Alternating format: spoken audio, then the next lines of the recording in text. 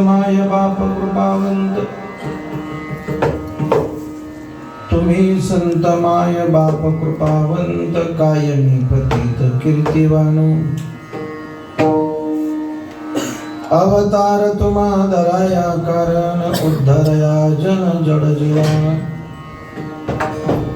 वाढावया सुख भक्ती भाव धर्म, कुळाचार नाम विठोबाचे, अवतार तुम्हा धराया कारण, उद्धरया जन जड जीवा,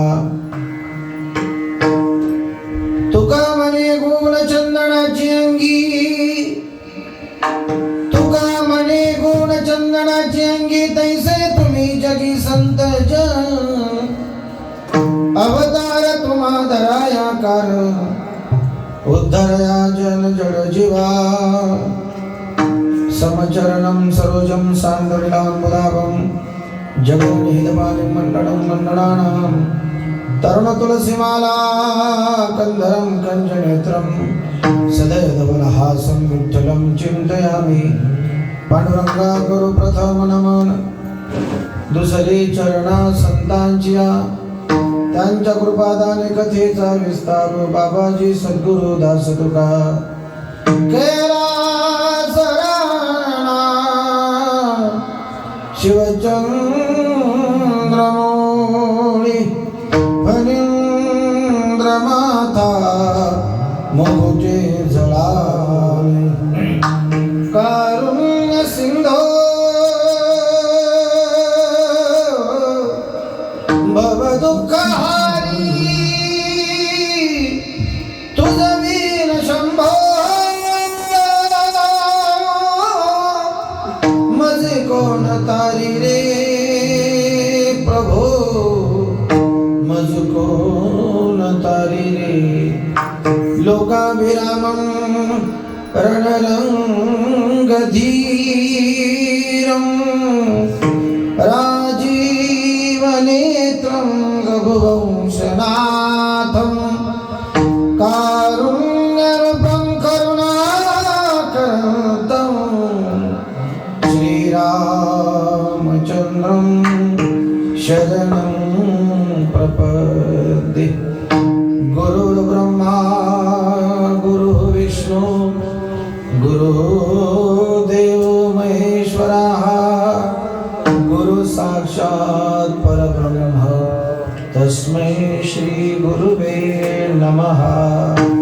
दयांचे केलिया स्मरण, होय सकल विद्यांचे अतिकरण, तेची वंदू श्री चरण श्री गुरूंचे, ते नमस्कार मी आता, मस्तक हे पायावरी, मस्तक हे पायावरी, या वारकरी संतांच्या, थोडा इफेक्ट कमी राहू, मध्ये बूम वाजते ना तो नको, सायलेंट झोन पाहिजे. तुम्ही संत माय बाप कृपावंत, कायमी पतित कीर्तिवान, सेवेकरता निवडलेला अभंग जगद्गुरु संत श्रेष्ठ तुकोबारायांचा असून, या अभंगाच्या द्वारा जगद्गुरु संत श्रेष्ठ तुकाराम महाराज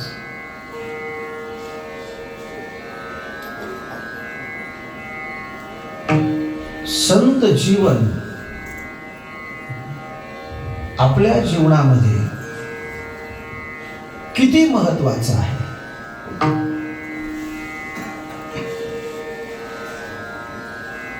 या संतांचा अवतार या मृत्यू लोकामध्ये कशा करता झालेला आहे. जसं की आपण जन्माला यायच्या अगोदर आपले आईबाप जन्माला येतात, तसे संत ह्या जगताचे मायबाप आहे. आणि म्हणून जगद्गुरु संत श्रेष्ठ तुकोबाराय अत्यंत आदरपूर्वक विनयतेनं संतांना मायबापाची उपमा देतात. या मृत्यू लोकांमध्ये येऊन संतांनी नेमकं काय केलं. मनुष्याच्या जीवनामध्ये जडजीवांच्या उद्धारासाठी भक्तीचं सूत्र अत्यंत महत्वाचं आहे. आणि आणि त्या भक्तीचं सूत्र, त्या भक्तीचं वर्म संतांना सापडलं. ते वर्म जगताच्या हाती दिलं, पण कोरडं नाही दिलं. प्रत्येकाच्या अंतःकरणामध्ये भाव उत्पन्न होईल अशा पद्धतीनं ती भक्ती समाजाच्या गळी उतरवली. आणि भगवान श्री विठ्ठल सर्व देवतेची शक्ती ग्रहित करून जडजीवांच्या कल्याणासाठी विटेवरती उभा राहिलेला आहे. आणि त्याचा कुळाचार, त्याची भक्ती परंपरा महाराष्ट्रामध्ये, जगतामध्ये मानवी जीवनाच्या कल्याणासाठी वाढवली, रुजवली, शिकवली. संतांचा स्पर्श सामान्य जीवाला झाला तर जीव सामान्य राहत नाही. संतांना चंदनाची उपमा दिली. चंदनाच्या बाजूला बोरीचं झाड असू द्या, त्या बोरीच्या झाडाला सुद्धा चंदनाचा सारखा सुवास येतो. हा संतांच्या सहवासाचा गुणधर्म आहे. संत चंदनापेक्षा कमी नाही. अहो संत जन हो, तुम्ही सामान्य नाही आहात. तुमच्या अंगी चंदनाचे गुण आहे. तसे तुम्ही आहात. जसा चंदन आहे तशी तुम्ही आहात. चंदन झाकून ठेवा, त्याचा सुवास झाकतो का? तसे संत कुठेही जाऊ द्या, संतांचं कार्य, संतांचा सुवास थांबत नाही, लोपत नाही, झाकून राहत नाही. तसे तुम्ही आहात बरं. असं संतांचं कौतुक, संतांची प्रशंसा, संतांची स्तुती, संतांचं कार्य या अभंगामध्ये जगद्गुरु संत श्रेष्ठ तुकोबाराय वर्णन करतात. विठाला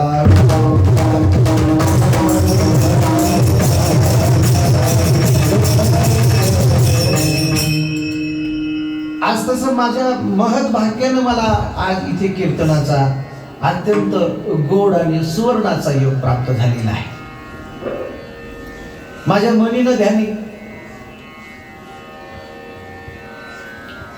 2-3 दिवसामध्ये 3-4 जिल्ह्यामध्ये फिरून आलो. आणि खूप फिरून आल्यानंतर एक विसावा पाहिजे असतो. फिरून आल्यानंतर विसावा पाहिजे असतो. आम्ही सारखेच फिरत असतो. आणि सकाळी ह्याचा फोन आला मला, अभिषेक महाराजांचा. मला सकाळी सहज त्याने विचारलं, आज कुठे आहे? मी स्पष्ट बोललो, आज कुठेच नाही, घरीच आहे. मग आज येता का कीर्तनाला? आज गुरुवार आहे आणि आज येता का कीर्तनाला? तत्क्षणी मला कुठे जायचं याचा अंदाज आला. आणि मी लगेच त्याला बोललो, 100% माझी सेवा शिल्लक आहे. माझी सेवा शिल्लक आहे. अजून माझी सेवा इथे झालेली नाही. आणि मला तिथे आज म्हणजे कसा योग आला, योग आहे, त्यालाच का सुसावं. मला असं वाटलं की खरंच आज महाराजांनाच वाटलंय की आज याची सेवा झाली पाहिजे, म्हणून अभिषेकला सांगितलं. हे तसं घडू शकतच नाही. हे तसं घडू शकतच नाही.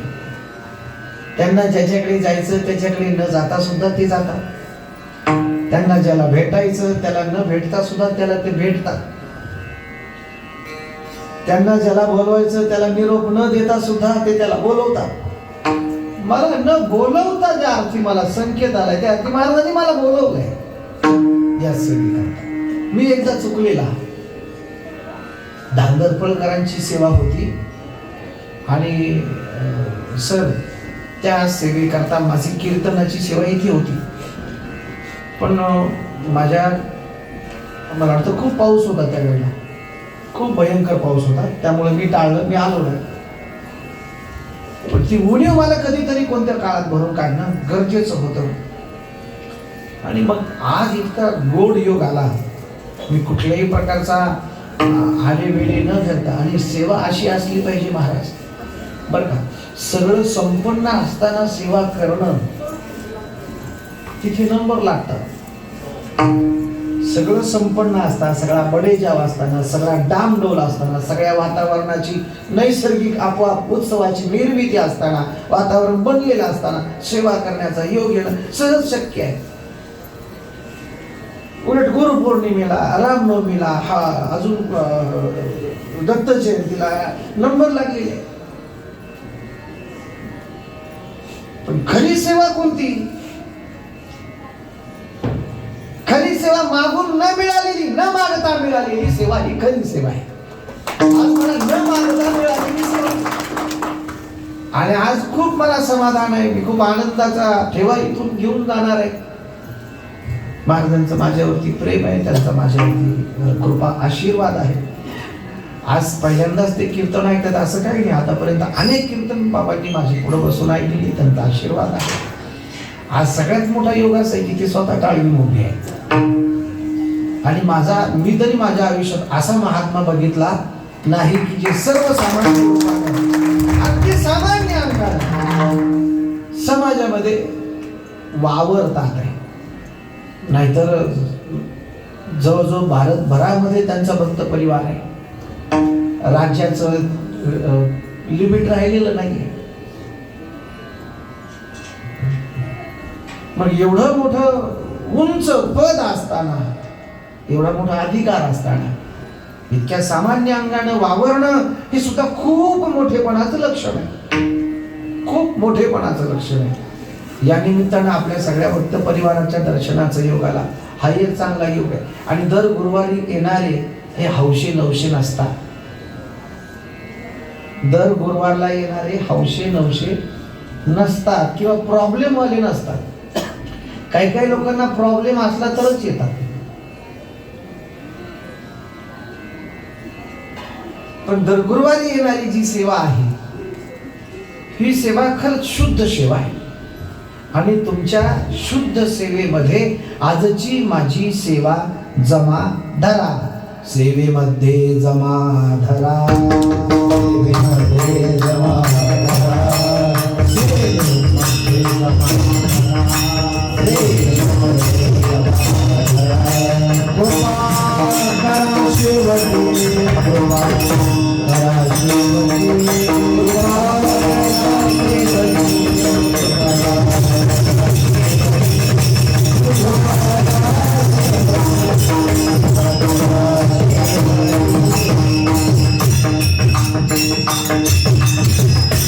माझी ही सेवा तुमच्या सेवेप्रमाणेच जमा धरा आणि जाताना आशीर्वाद रूपी कृपा करा. एवढाच या भक्ताचा महाराजांच्या चरणी, प्रभू श्री दत्तात्रयांच्या चरणी भाव समर्पित आहे. विचार करायचा संत जीवनाचा. अक्षयला टाळ वाजवता येतोय आज मला कळलं.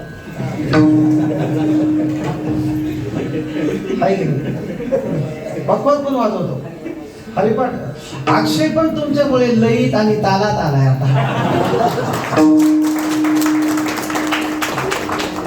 तो माझा जुना निकटवर्तीय मित्र आहे आणि या या सेवेमध्ये आहे याचं मला पूर्वकल्पना आहे. त्याचा एक खूप मोठा मित्र परिवार आहे, खूप मोठा. त्याच्या कार्यामध्ये तो खूप उंच ठिकाणी काम करतो आहे. आमची का संघर्षाच्या कालखंडामध्ये भेट झालेली. आम्ही भरपूर ठिकाणी त्यावेळेला त्या आरक्षणाच्या काळात, बरोबर ना, उपोषण बसला होता.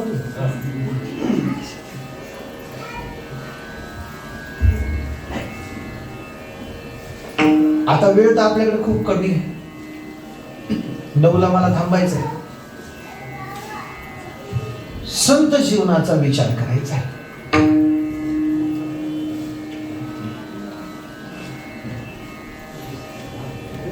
माझ्या जीवनाला भूमिका ठरलेली, मला काय करायचं आहे.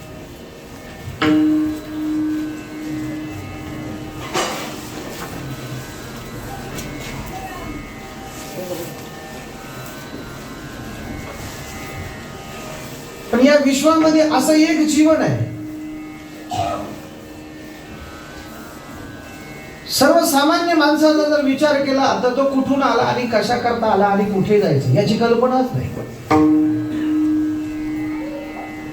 काही ठरलेलंच नाहीये.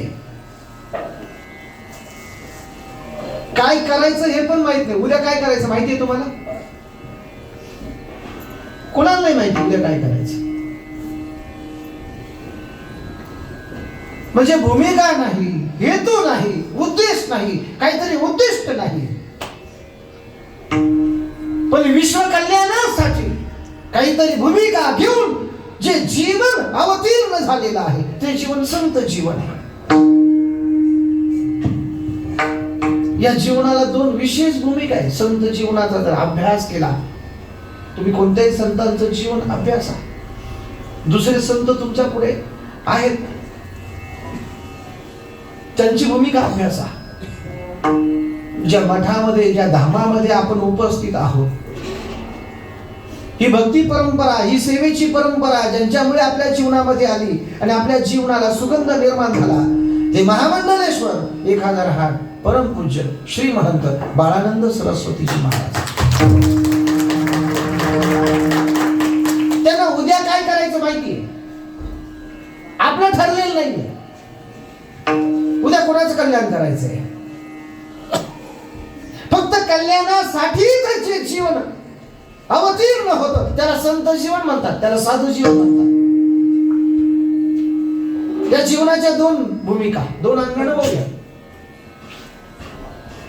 संत जीवन या मृत्यूलोकामध्ये अवतीर्ण होतं. पहिली भूमिका आहे या संत जीवनाची जगाच्या कल्याणासाठी, जगाच्या कल्याणासाठी. आणि दुसरी भूमिका आहे आत्मकल्याणासाठी.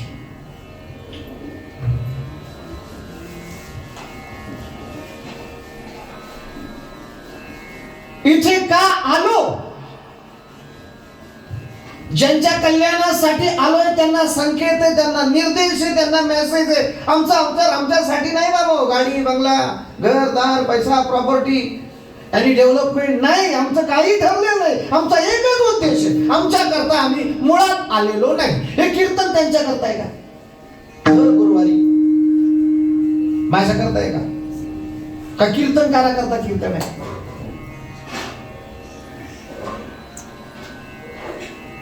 प्रमुख उद्देश ज्यांच्या करता अवतार धारण करतात त्यांनाच येताना पहिल्यांदा सांगतात, आम्ही आमच्या करता आलेलो नाही, मी माझ्या करता हे करत नाही. अरे बाबा,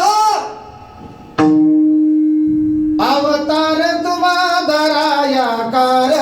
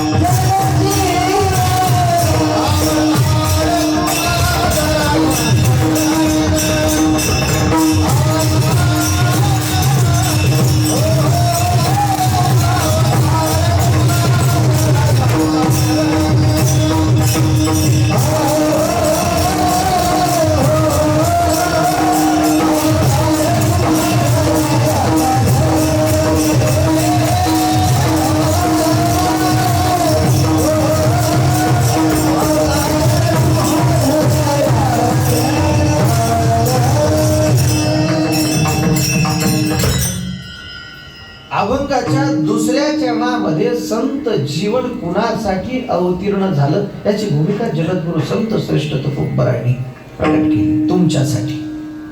ते तुम्ही कोण आहे, ते कोण आहे ते पण सांगितलं. जन उद्धरया, जन पुढचा शब्द आहे उद्धरया, जड.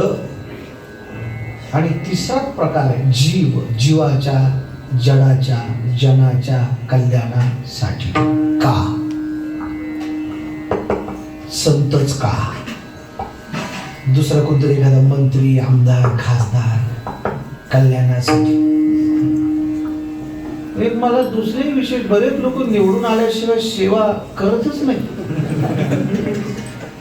ते कार्यकर्तेच असतात फक्त, जे निवडून न येता सुद्धा फक्त पदावरती सेवा करतात हे कार्यकर्ते. बाकीचे लोक निवडून आले तरच सेवा करतात, बिगर निवडल्याची सेवा कोणी करतच नाही. संतच का अवतीर्ण होता?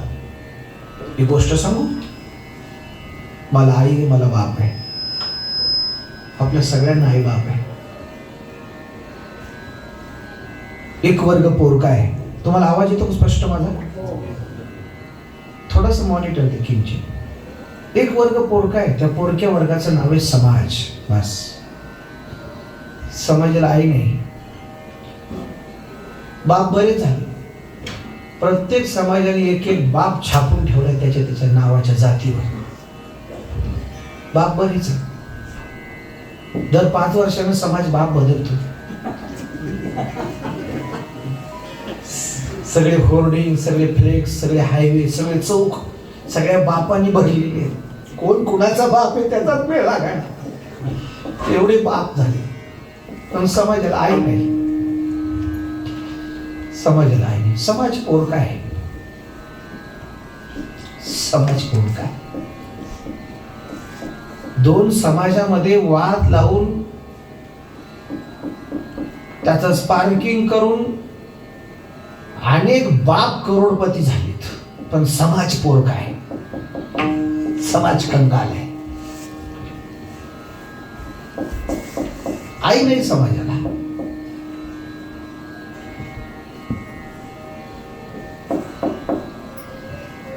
पण एक अकल्पित घडलं. इंद्रायणीच्या तीरावर सिद्धबेटाच्या जंगलामध्ये, श्री क्षेत्र अलंकापूर मध्ये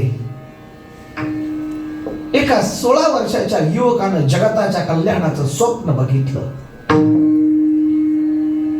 आणि वयाच्या 16व्या वर्षी अखिल विश्वानं त्याला आई म्हणून स्वीकारलं. हे केवढं वैशिष्ट्य आहे. ज्ञानदेवांचं वय 16 वर्षाचं आहे. वयाच्या 16व्या वर्षी स्वतःचे गुरु निवृत्तीनाथ ज्ञानदेवांना माऊली असं संबोधतात.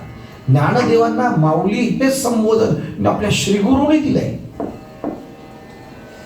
श्रीगुरूने दिलंय. वयाच्या 16व्या वर्षी विश्वाच्या कल्याणाचं सूत्र एका पहिल्या संतांनी बघितलं. त्यांचं नाव ज्ञानेश्वर महाराज. आता विश्वात्मके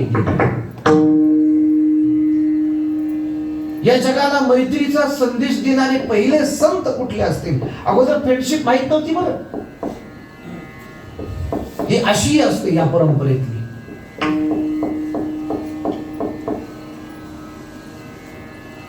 तुम्हाला व्हॉट्सअपवरची दिल दोस्ती दुनियादारी माहिती आहे, पण शुद्ध मैत्रीचं नातं जगाला शिकवणारे पहिले संत ज्ञानेश्वर महाराज. कसं सांगू तुम्हाला?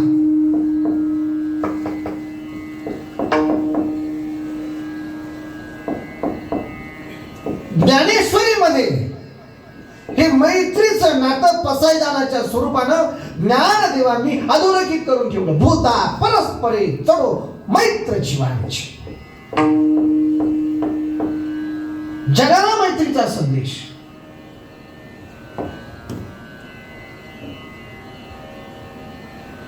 हे केवढा मोठा विचार आहे हा.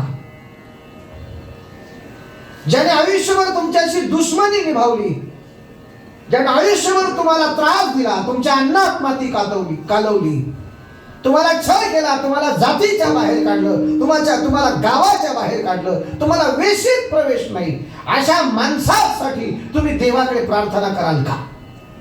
एवढं सांगा मला, कराल का? कोणी करत असेल तर हात वर करा. ज्यानं तुम्ही खाताय त्या ताटात ज्याने शेण टाकलं, अशा एखाद्या सज्जनासाठी तुम्ही ईश्वराकडे प्रार्थना कराल का? उलट तुम्ही बाबांकडे येणार, तो खूप त्रास देतो, त्याचा तेवढा बंदोबस्त करा. बाबा तुम्हाला सांगणार शांत राहा, दुसरा काही उद्योग करू, हाच मंत्र आहे ना. याला संत हृदय म्हणतात. कोणतं हृदय म्हणतात? संत हृदय म्हणतात. वयाच्या 16व्या वर्षी ज्ञानेश्वर महाराजांकडे हे हृदय आहे. माऊली केवढे मोठे संत आहे.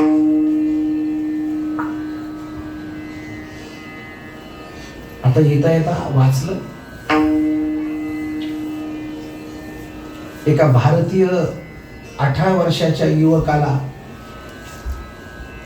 महासंगणकाची निर्मिती करायची म्हणून अमेरिकेकडे काही संवाद केला आणि अमेरिकेने सांगितलं, तुला महासंगणकाची निर्मिती करायची, तुला काय करायची? त्याला नाकारलं. तो घरी आला. घरी आल्यानंतर त्याच्या वडिलांना त्यानं मनोरथ सांगितलं. त्याच्या वडिलांचं नाव पांडुरंग होतं, ते कीर्तनकार होते. दादा,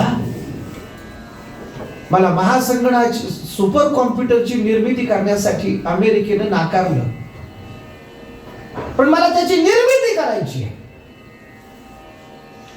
कट्टर वारकरी होते. काळजी करू नकोस, तुला दिल्लीला पाठवतो मी, काय लागेल तो खर्च करतो मी, तू निश्चिंत राहा, तुझा अभ्यास निरंतर चालू दे, पण जाताना ज्ञानेश्वरी घेऊन जा आणि रोज नित्यक्रमानं ज्ञानेश्वरीच्या फक्त 5 ओव्या वाचत जा. घेऊन गेले, दिल्लीला राहिले. पंतप्रधानांपुढे विजिट ठरली. त्या विजिट समोर पंतप्रधानांच्या पुढे विषय मांडला की मला सुपर कॉम्प्युटरची निर्मिती करायची आहे, त्यासाठी मला आपली सहकार्याची गरज आहे. मी 18 महिन्याचा कालावधी तुम्हाला देतो आणि महासंगणकाची निर्मिती करून देतो, त्यासाठी मला काही शास्त्रज्ञांची मदत लागेल, तेवढ्या परमिशन द्या. सरकारनं त्याचं ऐकलं. 14 महिन्यात सुपर कॉम्प्युटरची निर्मिती केली. पंतप्रधानांच्या हस्ते दिल्लीमध्ये मोठा सत्कार झाला. सगळ्या जगात त्याचं नाव झालं. ज्या वेळेला गळ्यामध्ये पुष्पमाळा अर्पण करायची वेळ आली, त्यावेळेला ती पुष्पमाळा त्याने घेतली नाही, हातात घेतली ना आपल्या थैलीमध्ये टाकली. शबनम असते ती, तिच्यात टाकली. पंतप्रधानांनी त्याला विचारलं, ही जी पुष्पमाला आहे ही गळ्यात न स्वीकारता हातात का स्वीकारली आणि थैलीत का ठेवली? त्यानं सांगितलं, ही पुष्पमाला मी माझ्या घरी जाऊन माझ्या ग्रंथालयामध्ये जी ज्ञानेश्वरी आहे तिला मी अर्पण करणार आहे, कारण सुपर कॉम्प्युटरची निर्मिती करण्याची प्रेरणा मला ज्ञानेश्वरीने दिली. आणि जगाच्या इतिहासामध्ये सोन्याच्या अक्षराने ते नाव लिहावं असं सुपर कॉम्प्युटरचे जनक विजय पांडुरंग भटकर, म्हणजे एवढे मोठे शास्त्रज्ञ जगात ते वंदनीय आहे. असा शास्त्रज्ञ जर ज्ञानेश्वरीचा अंगीकार करतोय तर आपण इकडे तिकडे का भटकावं? भटकर जर ज्ञानेश्वरीचा अनुकरण करतात तर आपण इकडे तिकडे का भटकावं? भटकरांनी इतकी तर पात्रता नाही आपल्या. विष की आहानी पडे समुद्री पायवाट जोडे, एकी वाघ ब्रह्म ठोकळे. तुमच्या प्रयत्नापुढे सगळं ठीक आहे. विष पचवण्याची ताकद स्वतःमध्ये तुम्ही निर्माण करू शकता.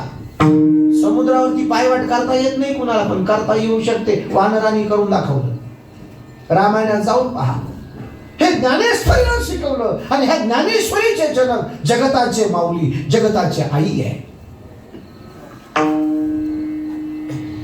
जगद्गुरु तुकाराम महाराज संतांना माय बापाची उपमा देतात. तुकाराम महाराजांच्या पुढे ज्ञानेश्वर महाराज सोडून दुसरे संतच नाहीये. कारण महिन्याची वारी आळंदीची करीत होते तुकोबा, महिन्याची.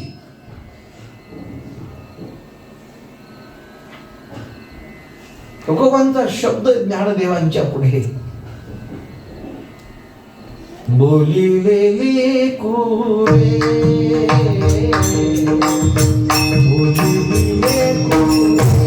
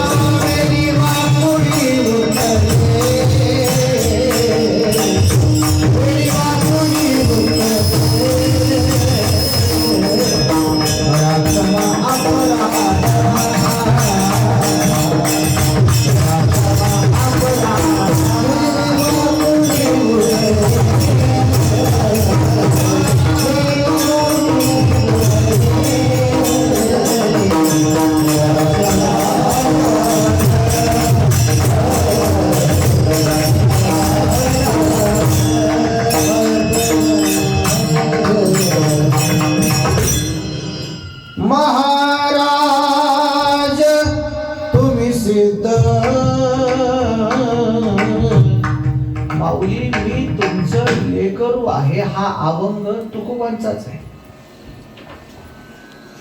तुकाराम महाराजांचा आहे. तुका म्हणे ज्ञानेश्वरा राखा पाया पै किंकरा. किंकर म्हणजे दास, या दासाला तुमच्या पायाजवळ ठेवा आणि मी तुमचं लेकरू आहे. याचा अर्थ तुकाराम महाराज ज्ञानेश्वर महाराजांना आई म्हणतात. मी काय सांगत होतो, समाजाला बाप बरेच आहे, फक्त आई नाही. संत या समाजाची आई झाली. आईला जाणत्या मुलापेक्षा अजाणत्या मुलाची काळजी अधिक असते.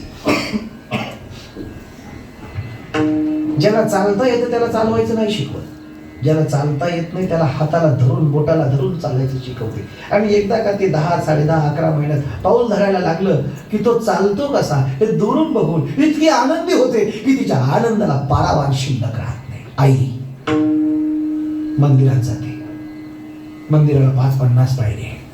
11 महिन्याचं लेकरू 10.5, 11 महिन्यामध्ये पाऊल धरतं. त्या पायरीवरती त्याला सोडून देते. एका एका पायरीचा आधार घेत घेत घेत घेत मुलगा शेवटच्या पायरीवरती जात. त्याच्यासाठी तिकडचा देव देव नाहीये. पहिल्या पायरीवरती जिनं सोडलं तो देव तिचा पाठीमागे. आई बाळाचा देव, मातृदेव भाऊ. ते त्या देवाकडे नाही पाहत. मी सर्व पायऱ्या ओलांडून वरती आलो, या देवाची काही गरज नाही मला, माझा देव मागे उभा आहे. म्हणून आईला मागे पाहतो, पण त्याला नीट चालता येत नाही ना, चालायला शिकतोय. पायऱ्यांच्या आधाराने गेलो वरती, आधार संपला, शेवटची पायरी. आता पोरानं मागं बघितलं आणि त्याचा तोल गेला. पायऱ्या दगडाचे, काय होणार, काय होणार? पोरगं पडणार, त्याच्या जीवाचं बरं वाईट होणार, पडणार पायऱ्या. आईनं हे दृश्य बघितलं की बाळाचा तोल जातोय, तो मागे पाहतोय. जीवाच्या आकांतानं ती पळाली. 51 पायऱ्या, एक पायरी म्हणून तिनं कधी ओलांडल्या काही कळालंच नाही. जीवाच्या आकांतानं बाळाला आवाज दिला, बाळा चुकीचा पाऊल टाकू नको. आईनं बाळाला पहिल्याच पाऊलाला सांगितलं, बाळा चुकीचा पाऊल टाकू नको. व्हॉट्सअपच्या नादात, इंस्टाग्रामच्या नादात, फेसबुकच्या नादात बाळा चुकीचा पाऊल टाकू नको. आई पहिल्याच पाळलं. इथं आईचं काम संपलं. मला याच्यातलं तुमचं ऑब्झर्वेशन काय ते सांगा. आईनं मुलाला वाचवलं कशापासून, कशापासून? पडण्यापासून. इतकं सोपं आहे. ते पडलं असते ना, पळत गेली, काकीत उचललं, पटापटा त्याचे पापे घेतले. बाळा चुकीचा पाऊल टाकू नको राजा. आईनं मुलाला पडण्यापासून वाचवलं. जन्म देणारी आई एवढंच करू शकते, ह्याच्यापेक्षा जास्तीच नाही. संसार करून कोणाचं कल्याण झाले? आई एवढंच करू शकते. तुझे 2 आहेत, 2चे 4 झाले पाहिजे, बरोबर ना? तू एका खोलीत राहते, तुझ्या एका खोलीच्या 2 खोल्या झाल्या पाहिजे. तुझ्या 2 खोल्या, तुझ्या 2 खोल्याचा बंगला झाला पाहिजे. तू साध्या गाडीतनं फिरतो, तू चांगल्या गाडीतनं फिरला पाहिजे. हे आई शिकवते. लौकिक जीवन. आईच्या कार्याला मर्यादा आहे. आई पडण्यापासून वाचवते. आणि ज्या काळात आईची भूमिका थांबते, आईचं काम संपतं, तिथून पुढं संत रूपी आई आपल्या कल्याणासाठी धावत येते. आई पडण्यापासून वाचवते, संत अज्ञानात बुडण्यापासून वाचवतात. बुडत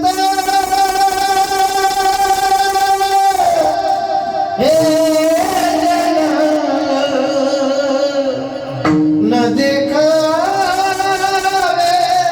डोळा, येतो करवा म्हणून या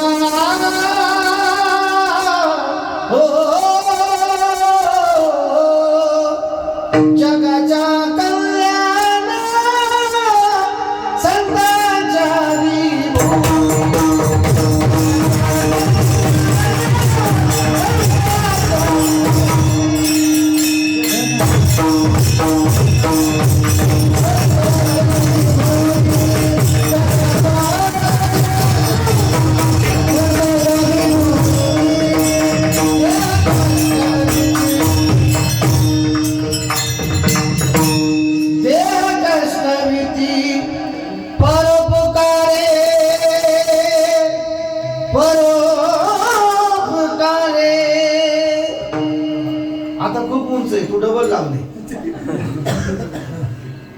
देह कष्टविती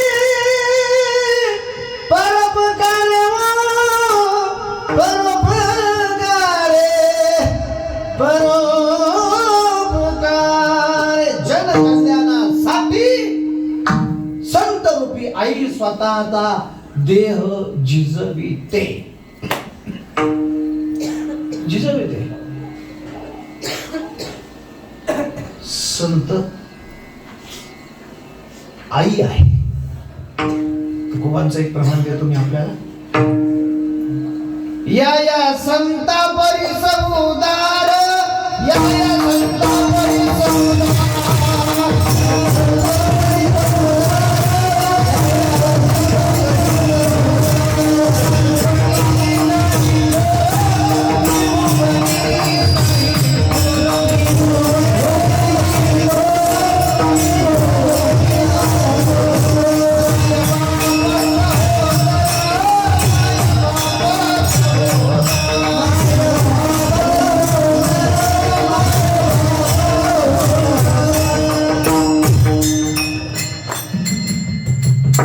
इष्टमित्र स्वजन सखे,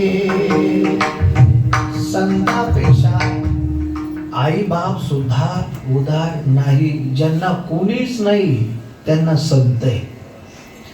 माऊलीच्या मंदिरात माझं कीर्तन होतं आळंदीला. माझा 1996 ते 2012 एवढा कालखंड आळंदीतला आहे. संस्थेत मी शिकत होतो. संस्थेत शिकून कीर्तन जोग महाराजांच्या संस्थेतून कीर्तन परीक्षेत कोजागिरी पौर्णिमेला माझा पहिला नंबर आला. त्याच्यानंतर मी तिकडल्या भागामध्ये खूप फिरलो. जसं आपल्याकडे वाडी वस्ती आहे तसा सगळा तर पुणे परिसर मी मोटरसायकलवर फिरलो. त्या 500 रुपये घ्यायचे कीर्तनाचे. यूट्यूब वगैरे काही नव्हतं. 2000 सांगा किती साल? 2000. पुण्याच्या पुढे एक मस्कोबा देवस्थान आहे, गाव पिरंगुट. सगळ्यात श्रीमंत मसोबा आहे तो. त्या मसोबा इतकं सोनं कुठंच नाही. इतकं सोनं आहे तिथे. तुम्हाला माहित नाही, मला माहित आहे, मी जाऊन आलो तिथे. पण तो नवसाला पावतो. लवासा सिटी अशी चालू होते. हिचं हे गेट लवासाचं आणि हे इथे मस्कोबा. तिथे माझं काल्याचं कीर्तन होतं. महिन्याचा काकडा असतो. काल्याचे कीर्तन घेतलं, त्याला असं देवाच्या पाया पडलो. आळंदीत माऊलीची वारी चालू होती, कार्तिक वारीचा सोहळा, आणि तो 3रा दिवस होता. मला डोकं टेकवत असतानाच माझ्या खिशात मोबाईल वाजला. आमच्या संस्थेत जर 1 नंबर आला तर त्या संस्थेत 1 नंबर आलेल्या विद्यार्थ्याची एकच इच्छा असते भावाची, मंदिरात कीर्तन भेटावं. आई शपथ. आणि माझ्या मनात खूप दिवसापासून चालू होतं की मंदिरात कीर्तन भेटावं.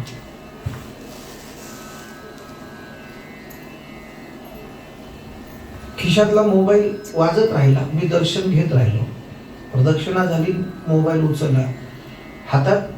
मला कॉल करायची गरजच नाही आली. परत रिटर्न कॉल आला आणि नाव आलं बाजीराव नाना चंदिले, संस्थेचे चिटणीस, जोग महाराज वारकरी शिक्षण संस्थेचे चिटणीस. त्याने मला विचारलं, सुनील कुठे आहेस तू? म्हणलं महाराजजी मी इथे आहे पिरंगुटच्या तिथे. किती वाजेपर्यंत येतो आळंदीला? म्हटलं येतो मी 4 वाजेपर्यंत. संध्याकाळचं कीर्तन तुला करायचंय, बुवानी सांगितलंय. कोणी सांगितलं? मारुती बुवांची तब्येत थोडीशी नादुरुस्त होती त्या दिवशी, थोडीशी नादुरुस्त होती. नुकतीच थंडी चालू झालेली. बुवाने सांगितलं की मी त्यावेळेला रोज 2 कीर्तन बुवांच्या चाली म्हणायचं कीर्तन आळंदी. शांतीब्रह्म मारुती महाराज कुलेकर पिशवी माझ्याकडे असायची. आणि माझा एक मित्र आहे, त्याची ज्ञानेश्वरी पाठ आहे, बालाजी उगले, तो पकवाज वाजवायला असायचा. आमची जोडी फिक्स होती. बुवांनी मला सेवा दिली, पण मला कुठे कीर्तन करायची माहित नव्हतं ना. मी तिकडनं तसाच आलो, बसली, संस्थेत गेलो आणि नानांना विचारलं, नाना कुठे कीर्तन करायचंय? आणि हा माऊलींचा समाधी सोहळा असतो ना, या सोहळ्यामध्ये संस्थेचा 3रा दिवस असतो. बुवांचं कीर्तन असतं. बुवा आजारी बुवांनी सांगितलं मंगळापूरकराला सेवा करायला सांगा मंदिरात. मी आई या शब्दावरती बोलतो, संत रूपी आई. गावात राहिलो असतो, आळंदीला गेलो नसतो, गळ्यात माळ घातली नसते, शिकलो नसतो, तर हा आकार जीवनाला भेटला असता का? असता. ही संतांची कृपा आहे. हे आईबाप देऊ शकत नाही. ते जीव लावतात, ते प्रेम करतात, पण ते संसारात फसवतात. जीवनात उद्धार करायचा संसारानं नाही होणार. थोडी कास परमार्थाची धरा. हे संत रूपी आईचं दिन आहे. त्याच्यानंतर मंदिरानं माझी मंदिर समितीनं मला 3 वेळेला कीर्तन दिलं आळंदीत. ज्ञानदेवांच्या मंदिरात मध्ये ज्ञानदेवांना संतांनी जे विशेषणं दिली, माऊली कशी आई आहे याची फोड मी करून सांगत असताना संत एकनाथ महाराजांनी, संत ज्ञानेश्वर महाराजांकरता जे विशेषण वापरलं ना, ज्ञानाबाई माझी आनंदाची माय, ज्ञानाबाई माझी आनंदाची माय, एका जनाला पाय वंदित से न पाया कुळाचा विचार.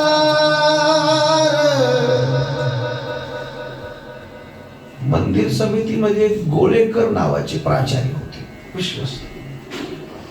त्यांनी कीर्तन झाल्यानंतर मला विचारलं, बाकी तर तुम्ही जे सांगितले ना, वेदशास्त्र देती वाही म्हणती ज्ञानाबाई आई, अजून जी प्रमाण तुम्ही दिली, साधकांचा माय बाप, ज्ञानराज माझी, योग्यांची माऊली, माऊली आई, पण ज्ञानाबाई आई माऊली संयुक्तिक, पण ज्ञानाबाई थोडस काही सुधारणा जर करता आली तर.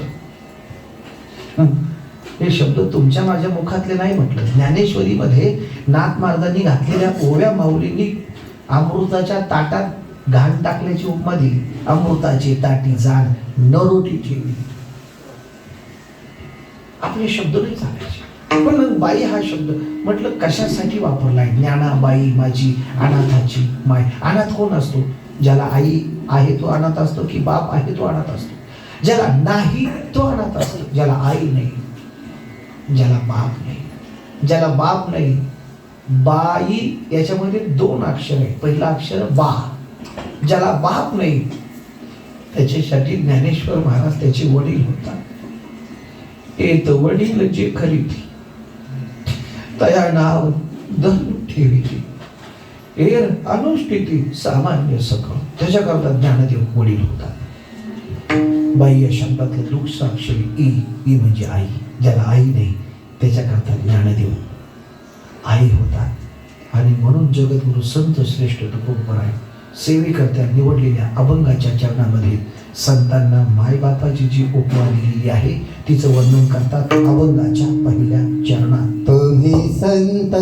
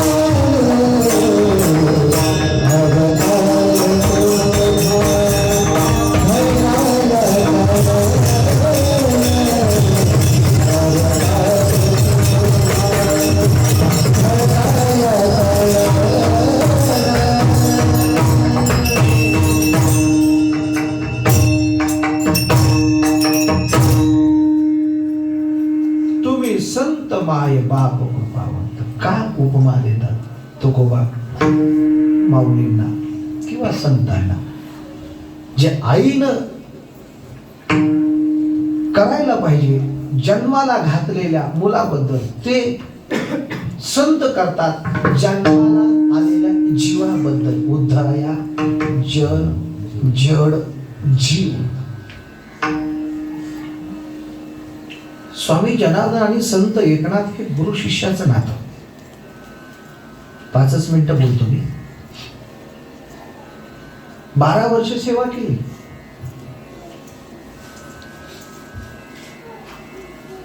पैठणचा प्रसंग हा. छत्रपती संभाजीनगर जिल्हा, दौलताबाद किल्ला आणि शून्यभंजन पर्वत हे नीट आठवा. 12 वर्ष पूर्ण झाल्यानंतर नेमकं काम काय होतं? प्रमुख काम होतं सगळ्या दौलताबाद गिरीच्या किल्ल्याचा, स्वामींचा सगळ्या व्यवहाराचा ताळेबंद तपासायचा. मुनींची 12 वर्ष झाले. संध्याकाळच्या समयाला ताळेबंद तपासायचा, बाड ठेवायची आणि सगळेजण आरती प्रसाद घ्यायचे, संध्याकाळी भजन करायचे आणि झोपी जायचे. सकाळच्या ब्रह्ममुहूर्त असा दिनक्रम. संध्याकाळच्या समयाला नाथ महाराज हिशोबातली ताळेबंद तपासत असताना त्या बाडात एका पैसा हिशोब गहाळ होता, ती सापडतच नव्हती.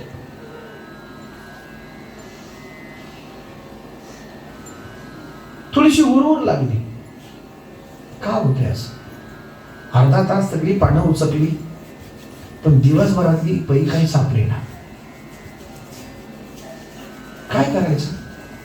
आणखी चिंता वाढली. थोडं हृदय जड झालं, थोडीशी भीती वाढली. मनात संशयाची पाल चुकचुकली. 8:30 वाजले. सगळ्यांनी भोजन आरती घेतली आणि शेवटी एक साधक नाथांना भेटण्यासाठी आला. भोजन पालनाय जेवायचं. का हो? काम शिल्लक आहे. वाजले किती पहा. मी जेवणार नाही. अन्न पाण्याचा त्याग केला. ताळेबंद तपासत तपासत 11:30 वाजले. संध्याकाळी सांजेची वेळ. 11:30 11:45 होऊन गेली. मग आता नातांना भीती वाटायला लागली. कशाची माहिती का? माणूस गुरु कशासाठी करतो एवढंच मला सांगा. संसारासाठी का उद्धारासाठी? मग एवढे दिवस होऊनही जर तुमच्या सेवेचं फळ तुम्हाला भेटलं नाही आणि उद्धाराचा मंत्रच तुम्हाला भेटलं नाही, तुम्ही काय कराल? नाथांच्या काळातले आता कदाचित तुम्ही गुरुच बनला. तुम्ही स्वतःची तपासणी करणारच नाही, तुम्ही गुरु बदलणार. श्रद्धा हा विषय एका बाजूने नसतो. श्रद्धा ही दोन्ही बाजूला असते. एक तर पहिली श्रद्धा तुमची गुरुवरती असलीच पाहिजे,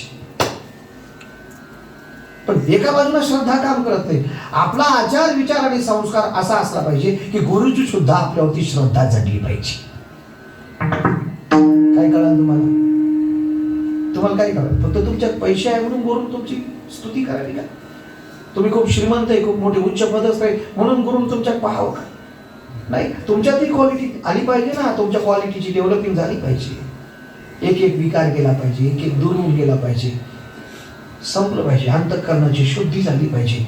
सगळ्यात मोठा सोपा मंत्र आहे. एक है श्रद्धा और दूसरी बात है सबुरी की. संयम, पेशन्स वाढली पाहिजे. स्वतःचा काम आणि क्रोध कंट्रोल करता आला पाहिजे. कधीही प्रतिक्रिया देताना, शब्द उच्चार करताना 100 वेळेला विचार करा. 100 वेळेला विचार करा. आणि एक वेळ अशी येईल की तुमच्या आयुष्यातला एकही निर्णय तुम्हाला घेण्याची गरज नाही. तुमचे सगळे निर्णय गुरुचे सद्गुरू घेतील. तुम्हाला घेण्याची आवश्यकता नाही. तुम्हाला आयुष्यातला फक्त एकच निर्णय करायचा आहे. हे माझे सद्गुरू आहेत आणि मी यांच्या चरणी समर्पित आहे हा एकच निर्णय करायचा आहे, नंतर आयुष्यात तुम्हाला कुठलाच निर्णय करायचा नाही. दुर्योधन आला, अर्जुन पण आला, कृष्णाच्या पायाजवळ अर्जुन बसला. ह्याचा थोडासा इगो जास्त होता. कोणाचा? दुर्योधनाचा. त्याचं नाव दुर्योधन नव्हतं, ओरिजिनल नाव त्याचं नीट पहा तुम्ही महाभारतात, त्याचं नाव सुयोधन आहे. तितकासा वेळ नाही माझ्याकडे आता. हे आज आलंच कुठून माझ्या डोक्यात तेच कळलं. मी कधी सांगतच नाही, पण आज कसं काय आलं काय कळलं. मी आजपर्यंत सांगितलं नाही बाबाजीनं. तो अर्जुन पायाशी बसला आणि हा युगो अहंकारी डोक्याजवळ जाऊन बसला. मी साहेबांच्या लई जवळच आहे. डायरेक्ट डोक्यावरच बसला. कृष्ण झोपलेले होते द्वारकेत. अगोदर सगळी सल्ला मसलत करून गेले होते. काही देऊ नका, यांना फक्त 5 गाव द्या. द्यायला तयार झाला होता धृतराष्ट्र. पण त्याही काळात शकुनी होताच. तुम्हाला काय वाटलं आताचे का? तेव्हा पण किती चांगलं करा, शकुनी मेला नाही, साला त्याचा वंश जिवंतच आहे. सॉरी साला शब्द, तो मेला नाही, त्याने नाही ऐकलं. तो धृतराष्ट्र आंधळा होता. तुम्ही अगोदर म्हणता तुम्ही गुणगुण करता, म्हणजे इकडे मला लिंक काय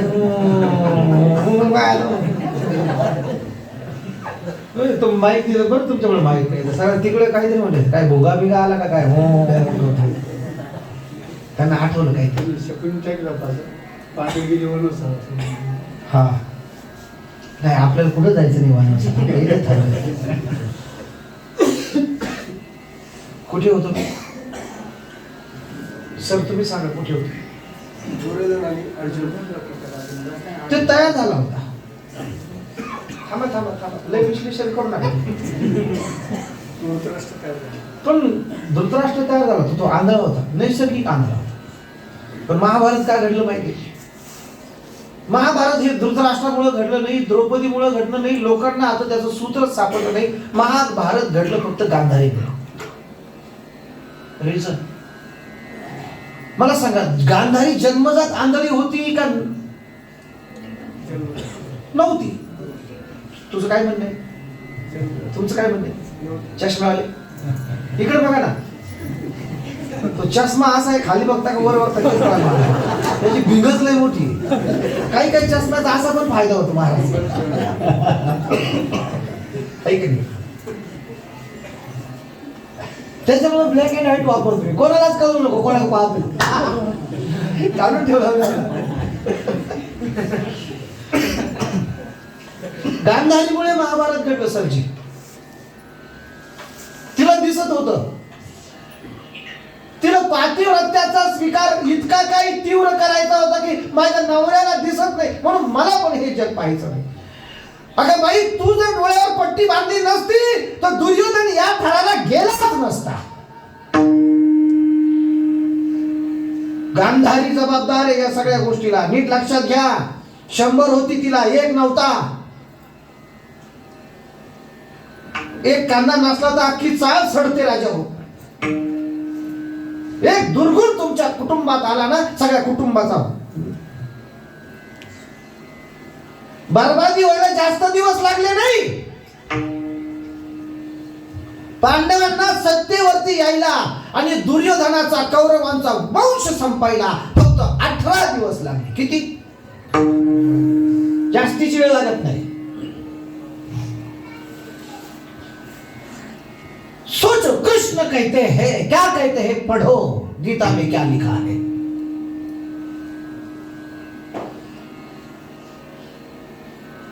तो पायाजवळ बसला अर्जुन. दुर्योधनाला डोक्याजवळ कोणी बसायला सांगितलं होतं, तर तसंही डोकं नव्हतं त्याला म्हणून डोक्याजवळ बसला होता. दासासारखं बसायचं असतं नाही का.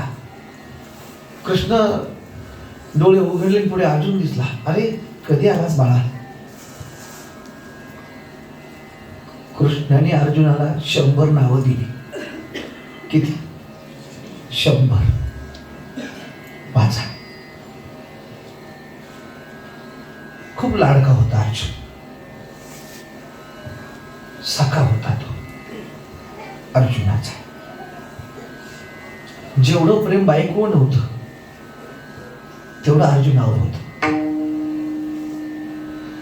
बुवा पाठामध्ये खूप छान सांगायचे. बुवा कधी कधी अर्जुनाच्या महालात श्रीकृष्ण जर गेला ना, तो बघायचा ती आहे का नाही, आणि ती जर नसली तर त्याच्या पांघरुणात शिरायचा आणि त्याच्या अंग सटीला यायचा. एवढं प्रेम होत. मित्र, धनंजय, पार्थ हे कृष्णाने दिलेली नाव आहे. कधी आला तो पार्था, कधी आलाच इकडं हा बसला होता नालायक, सॉरी बर का, दुर्योधन.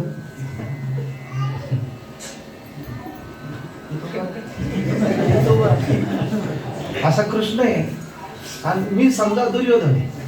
मी एवढा नालायक नाही. आणि अर्जुनाला विचारलं देवानी कधी आला असते, पुढे पायथ्याशी होता ना, आणि हा कृष्ण आहे. हा दुर्योधन काय म्हणतो, इकडे बघ, वय माझं समजतच का. त्याच्या आधी मी आलो, पण प्रॅक्टिकली तरी कीर्तनाचे नटनाचे नाटक करावे लागतात. मी आधी आलो. अरे तू पण आलास, कधी आलास, बरं काय आलास, काय नाही युद्ध करायचंय.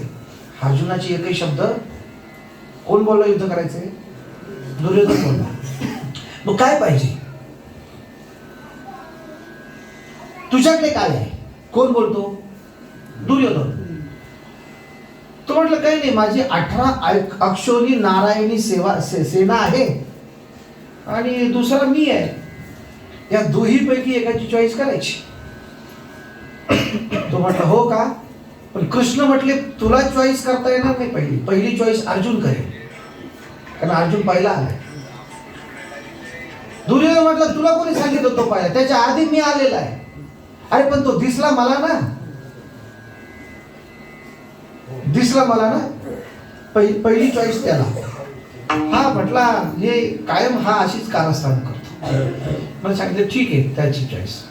अर्जुना बोल, तुला काय पाहिजे. अर्जुनाने सांगितलं देवा मला तू पाहिजे. कृष्ण म्हटले मला घेऊन काय करतो, मी का तिथे युद्ध करणार आहे, मी काही करणार नाही. हातात धनुष्यबाण घेणार नाही, तलवार घेणार नाही, बाणा घेणार नाही.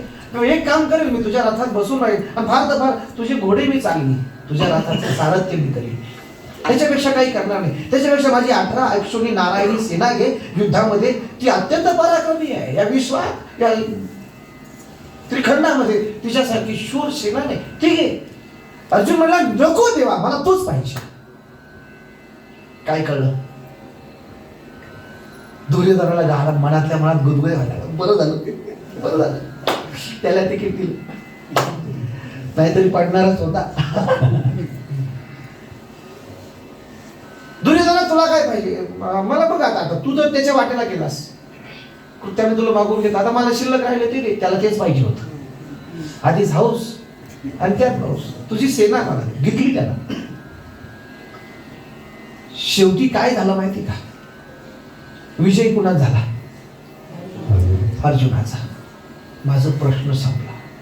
पुढचा ऐका. अर्जुनानं आयुष्यात एकच निर्णय केला होता की मला कृष्ण पाहिजे.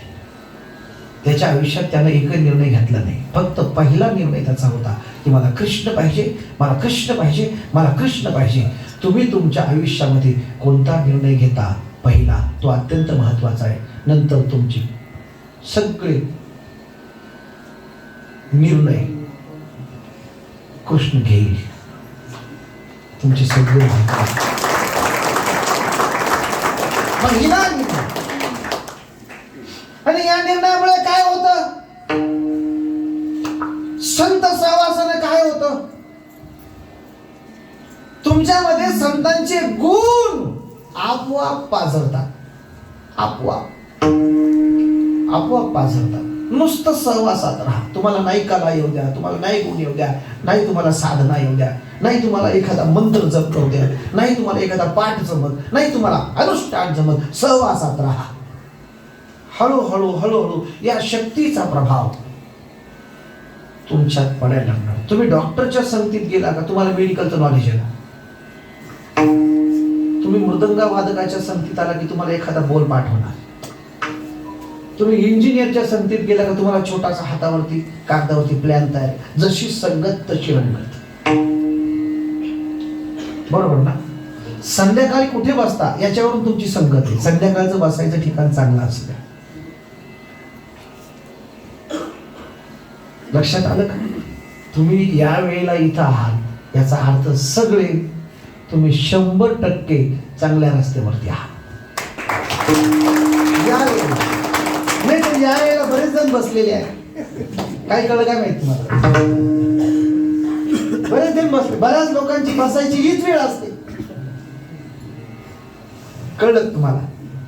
यामुळे तुमच्या अंतःकरणामध्ये भक्ती जन्माला येणार आहे. संतांचं तेच काम आहे, वाढावया सुख भक्तिभाव धर्म आणि कुळाचे नाम विठोबाचे. मी एका प्रसंगात शिरलो होतो, पण आता त्याच्याकरता माझ्याकडे वेळ शिल्लक नाही. एकनाथ महाराज आणि स्वामी जनार्दन, पण त्याच्याकरता तेवढी वेळ आपल्याकडे नाही. किमान अर्धा तास लागतो, म्हणून मी थोडासा गिअर शिफ्ट केला. संत कसे कसे संत तुकवने गुण चंदनाचे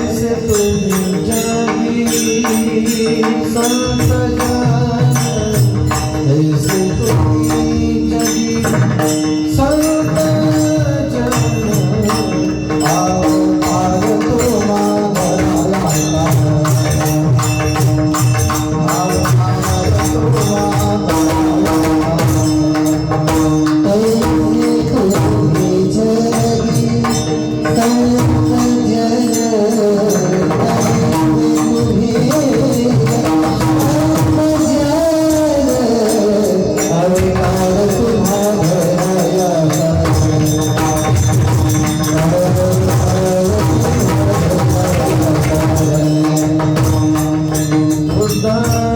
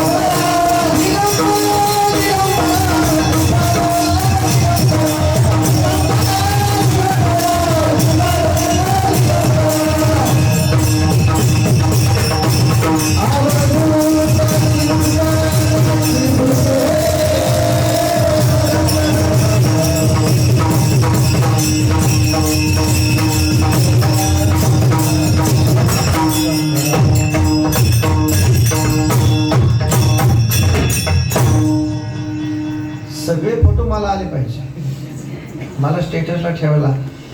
ही खरी सेवा झाली. नाहीतर रोज आम्ही फक्त म्हणतो सेवेकरता निवडलेला अभंग, आणि आज खरंच सेवेकरताच निवडलेला अभंग. नाहीतर रोजचे अभंग पाकिटा करता निवडलेले असतात. आज मला खरंच सेवेकरताच निवडलेला अभंग होता. तुमची कृपा असावी, तुमचा आशीर्वाद असावा, तुमचं मार्गदर्शन असावं.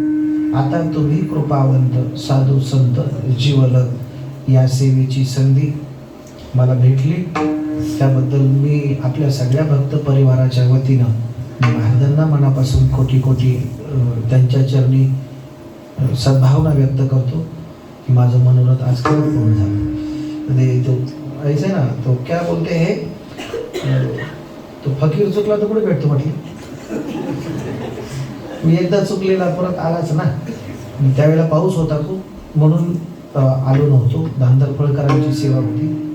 मला डायरीवर तशी पद्धतशीर तारीख घेतली होती, पण त्या दिवसाला खूप पाऊस होता भयंकर, म्हणून ओढे नाले तोडून म्हटलं तिथं कशी व्यवस्था असेल असा माझा भ्रम होता.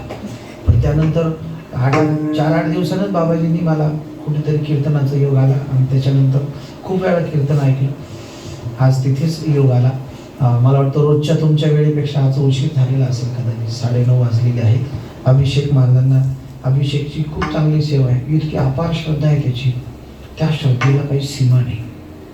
माऊलीनंतर त्याची पहिली श्रद्धा सरी असेल श्री महाराजांवर.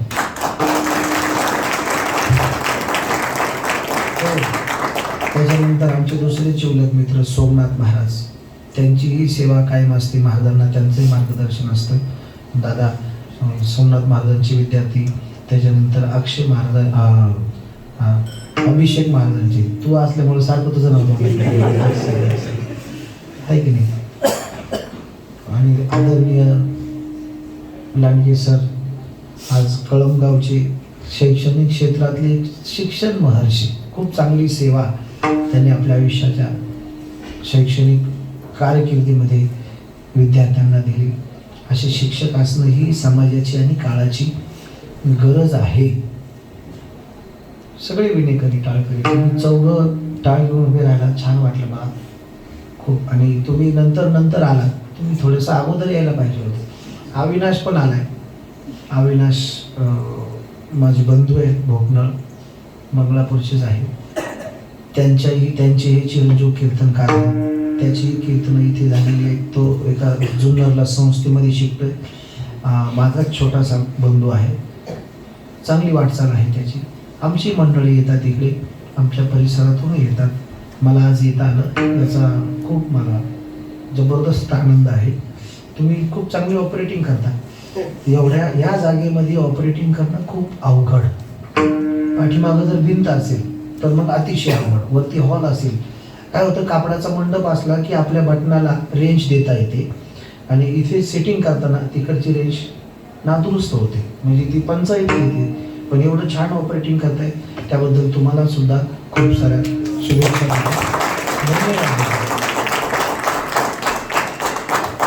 ज्ञानेश्वर Thank